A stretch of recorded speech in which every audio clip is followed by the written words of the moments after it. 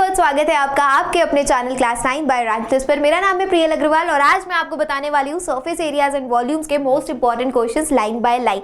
सारे important question exercise wise with the examples आज की क्लास में हम देखने वाले हैं, जो मोस्ट इंपॉर्टेंट है, जो एग्जाम में आने की पूरी संभावनाएं हैं।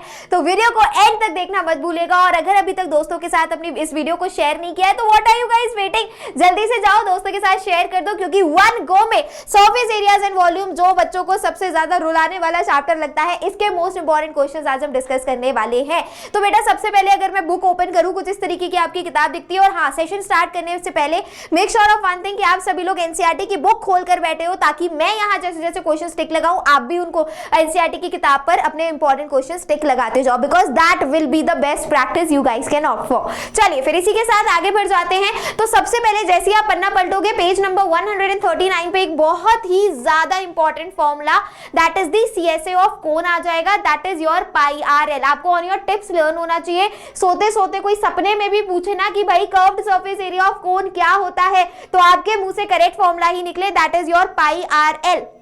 फिर बारी आ जाती है बेटा total surface area of cone, that is pi are l plus r. ये कुछ ऐसे फॉर्मूलाज हैं जो आप गलती से भी स्किप नहीं कर सकते हो और आपको ये फॉर्मूला अच्छी तरीके से याद होने चाहिए। So these formulas are very important. तो पहला फॉर्मूला क्या है आपका, curved surface area of cone, और दूसरा हो गया आपका total surface area of cone which you can skip. चलिए फिर इसी के साथ आगे बढ़ जाते हैं। अब बात करते हैं इंपॉर्टेंट क्वेश्चंस की।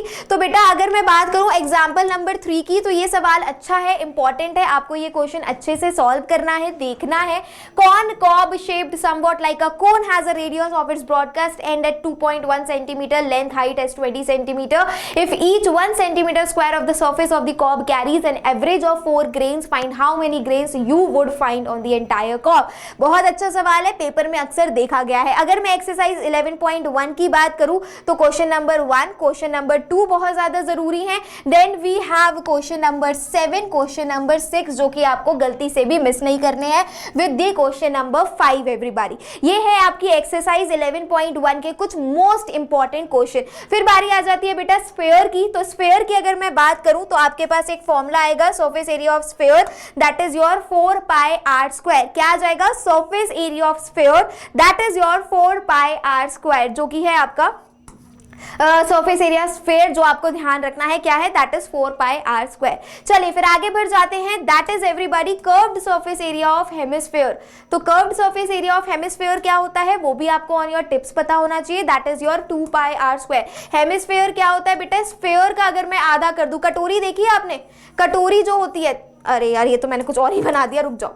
कटोरी जो होती है, जो कटोरी होती है that is basically your hemisphere. जब आप स्फीयर को, एक बॉल को आप बीच में से काट दोगे तो वो 2 हेमिस्फीयर्स में डिवाइड हो जाएगा। तो curve surface area of hemisphere आपको पता होना चाहिए, total curve surface area of hemisphere आपको पता होना चाहिए, that is your 3 pi are square. On your tips आपको याद होना चाहिए, that is very very important. ठीक है, इसके साथ साथ अगर मैं बात करूं एग्जाम्पल नंबर 4 अच्छे से कर लीजिएगा, अच्छा सवाल है।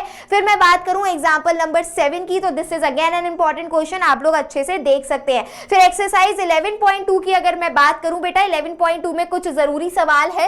एक हो गया आपका question number 4, question number 5, question number 8 और क्वेश्चन नंबर 7। ये कुछ ऐसे सवाल है जो आप गलती से भी मिस नहीं कर सकते हो, एग्जाम में आने की पूरी संभावनाएं हैं, आप इस क्वेश्चन को अच्छे से करके जाएंगे।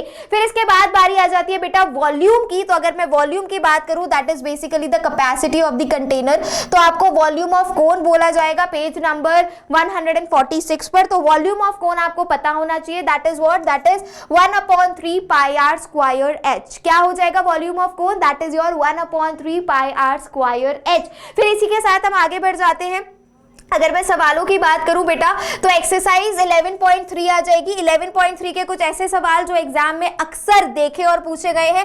क्वेश्चन नंबर 4 बहुत जरूरी है, क्वेश्चन नंबर 5 बहुत जरूरी है, question number 7 and your question number 9। ये कुछ ऐसे सवाल है जो अक्सर एग्जाम्स में पूछे जाते हैं, जो आपको मिस नहीं करने। अगर आप ये सवाल अच्छे से कर लेते हो तो इससे रिलेटेड जो भी सवाल एग्जाम में पूछे जाएंगे वो आप इजिली सॉल्व कर पाओगे। तो अगर मैं आगे बात करूं, अब बारी आ जाती है बेटा वॉल्यूम ऑफ स्फीयर की। वॉल्यूम ऑफ स्फीयर क्या होता है? That is your 4/3 pi r cube. अब जो सवाल आएंगे वो वॉल्यूम ऑफ स्फीयर के ऊपर बेस्ड आएंगे, वॉल्यूम ऑफ हेमिस्फीयर के ऊपर बेस्ड आएंगे, that is your 2/3 pi r cube. सबसे पहले तो मैं जो भी आपके डब्बों में फॉर्मूलाज बंद कर रही हूँ वो सारे फॉर्मूलाज आपको ऑन योर टिप्स लर्न होने चाहिए। कभी कभी क्या होता है कि कैलकुलेशन में टाइम कम पड़ गया तो हम सवाल छूट जाते हैं बीच में, राइट? तो उसके लिए आप क्या कर सकते हो, आप अगर एग्जामिनेशन में सिर्फ फॉर्मूला भी लिख कर आओगे ना, टीचर आपको मार्क्स देंगे, पूरे नहीं ऑफ कोर्स, लेकिन कुछ मार्क्स आपको डेफिनेटली मिलने वाले हैं। तो चलिए अब इंपॉर्टेंट क्वेश्चन की बात करती हूँ। एग्जाम्पल 11 गलती से भी मिस मत करिएगा, एग्जाम्पल 12 गलती से भी मिस मत कीजिएगा। और अगर मैं एक्सरसाइज 11.4 की बात करूं तो इसमें कुछ ऐसे सवाल है जो एग्जाम में आते हैं। क्वेश्चन नंबर 10 बहुत जरूरी है बेटा, क्वेश्चन नंबर 4 जरूरी है, क्वेश्चन नंबर आपका 7 जरूरी है, क्वेश्चन नंबर 9 जरूरी है, क्वेश्चन नंबर 3 भी एक बार कर सकते हैं।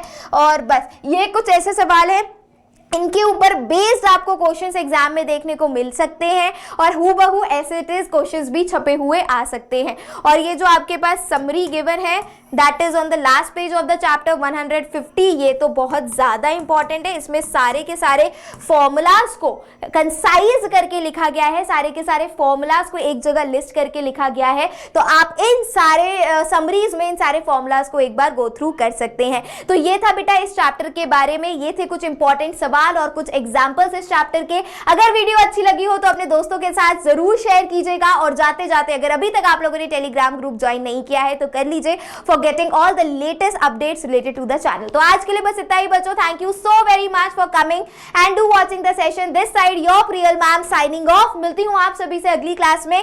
टिल देन बेटा लोग take care, stay safe, stay blessed, God bless you, see ya, bye.